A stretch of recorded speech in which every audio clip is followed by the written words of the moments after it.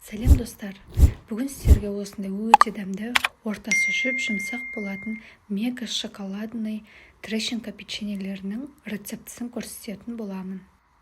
Видеоны соңына дейін қараңыздар.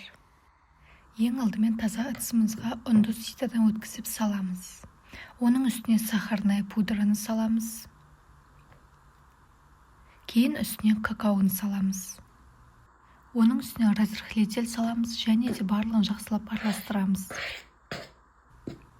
Кейін осының үстіне бөлме температурасындағы сары майды саламыз да жақсылап араластырамыз. Кішкентай түйіршіктер болғанша араластыру керек.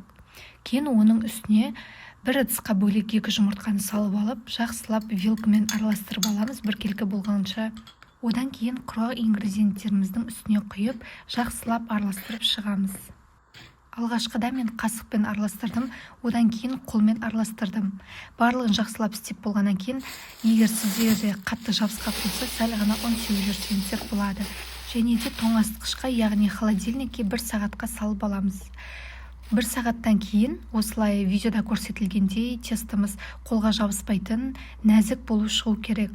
Оны осындай кішкентай дөңгелектерге формасына келтіреміз де, оны сахарный пудраға аунатамыз. Кейін осы пергаменттің үстіне қоя береміз. Осы кезде пешімізді 180 градуста қыздырып қоюымыз керек. Печеньелердің көлемін шамамен жаңғақтікіндей етіп істеуге болады. Егер қаласаңыздар, одан үлкен немесе кіші істесеңіздер де болады.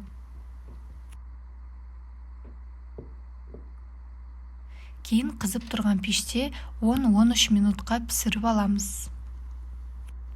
Сонымен біздің печеньелеріміз дайын, олар өте дәмді болып шығады, мега шоколадный болады. Печеньелеріміз піскен кезде суымай тұрып, жұмсақ болады. Суығаннан кейін сырты қытырлақ, ортасы жұмсақ, мега шоколадный, өте дәмді болады. Сіздер де бізбен бірге жасап көріңіздер, ас болсын.